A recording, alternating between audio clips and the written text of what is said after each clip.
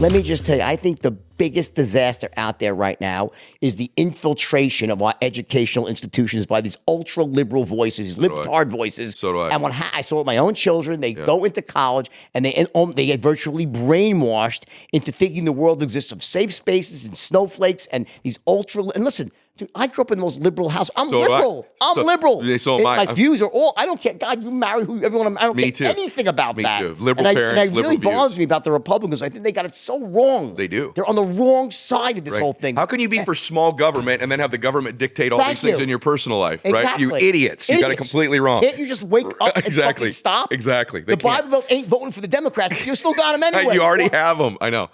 I'm with you 100%. It's funny that you say that because I'm 100%. Right? It's crazy. Yeah. So because the Republic, they were on the wrong side. Yeah, you're for small government only when it comes to money. You know, but I watched the debates of the Democrats. It scared me. Well, come on, man. What the fuck? Like I've never talked about this on my show, but I'm with you. I watched that debate and I went, and I'm not kidding you. Like I'm a really liberal guy.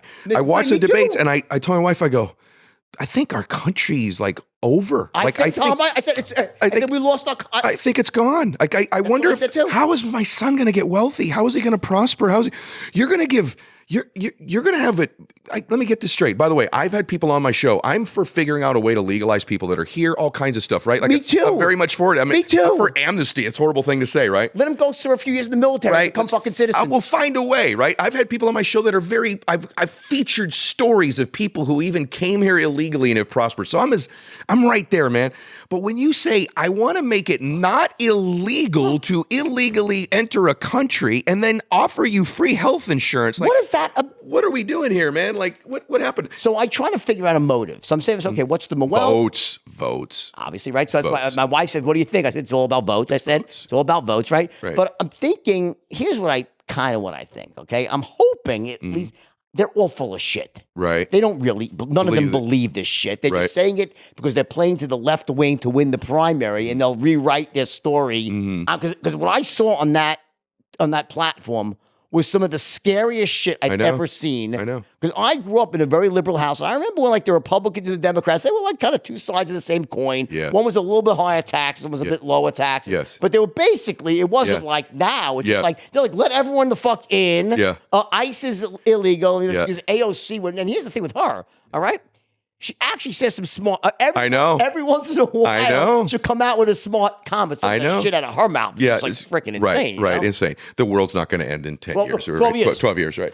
But I'm with you too. Like, I just watched a video of Obama from about 5 years ago, and he was asked a question in the interview, which is, what do we do with these children when they at the border and they may get separated from their parents? And the president said, well, it's very simple. That wouldn't happen if you wouldn't bring them here illegally. Don't bring them here until it's legal. Now, he could get away with saying that. If Trump said that, right? And by the way, there's a whole bunch of stuff with our president that I'm not a fan of. Like, and my big problem, he says some stupid shit. Right, like, and not everybody that comes across our border. I'm living in Southern California most of my life. The vast majority of people that have come to our country have come here to work, to contribute, to make a difference, are good families. They're not criminals and rapists. I hate when he goes down that road. It's stupid. I hate it. And it doesn't need to be said. But they should still come legally. They should be a way for them to come legally, not illegal. Well, the big thing is that we have to know who's coming across the border because the modern day threat, terrorism-wise, may be an airplane going into a building, but it's more likely someone taking a dirty bomb across our border.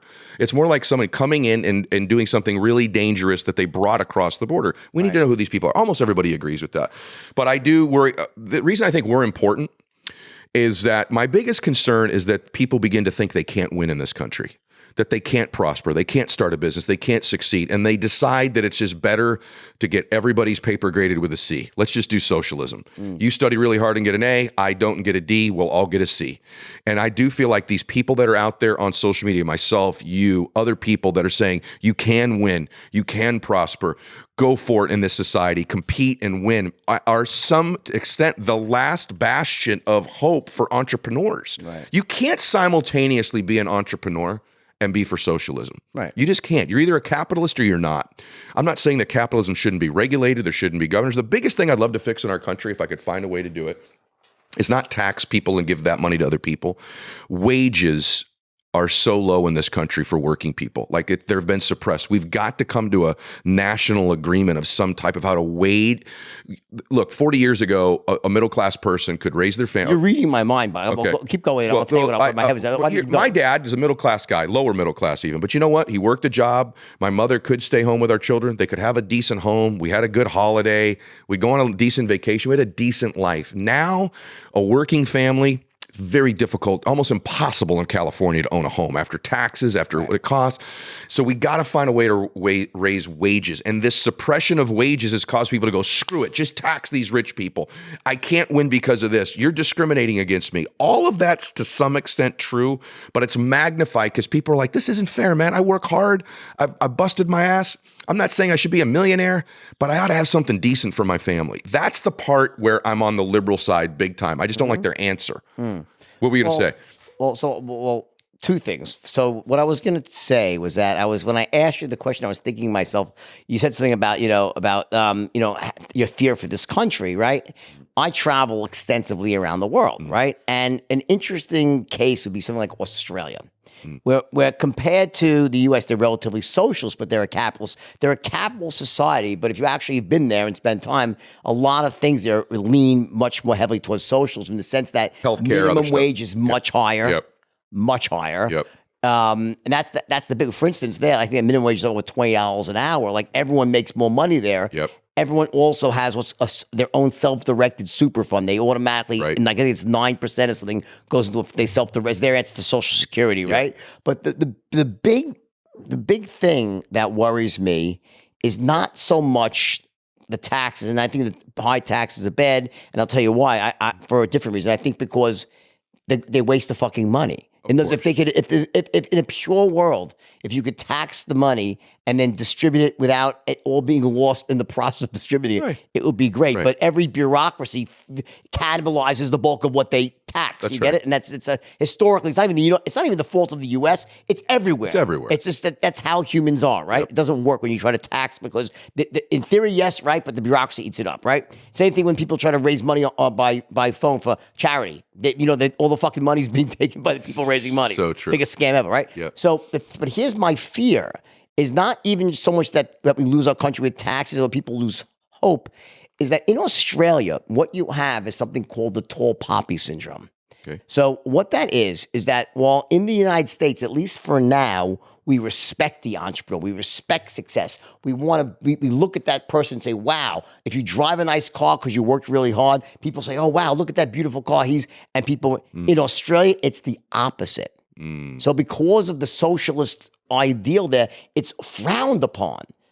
So they call it a tall pop. I mean, if you get too big, they'll fucking knock you down. Yes. The government will come to figure out a way to take your money back. And I think that's the big fear I have is that almost like that there comes like a shift in perspective. Because the one thing the United States has, which I have not seen anywhere else in the world, is this. Number one, this incredible respect for the entrepreneur and almost, looking at them as almost like the rock star of the 21st century, right? Yeah. The second thing is the acceptance of failure and bankruptcy.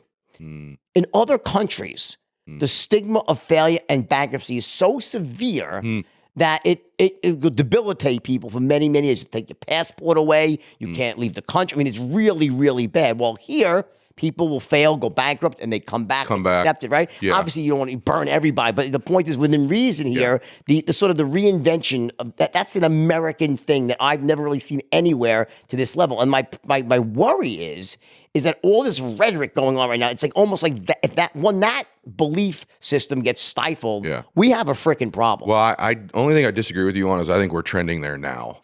I mean, I do. I think there's a huge demonization of success. And it's funny, we don't do it with athletes anymore. LeBron James can go make hundreds of millions of dollars. For some reason, it's okay. We haven't connected our ticket prices are higher because he's making that money. But when it comes to business, don't you meet people? I do all the time. They're like, wow, you're really a nice man. You're humble. It surprises them that maybe a person with some financial success is actually a good human.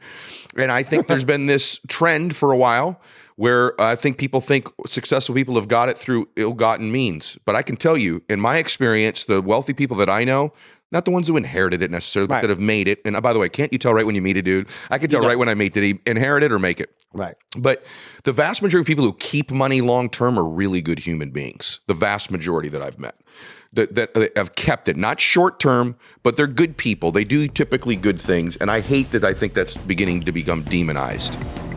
Okay, let's say someone that's just getting started. Yeah. What's the first thing of yours? Give me the pathway to follow you. Yeah. There's so much stuff on you out there. Yeah. It's almost overwhelming. Yep. What should someone do if they want to start following you in the most healthy way and get the most out of what you teach? What's the first thing they should do?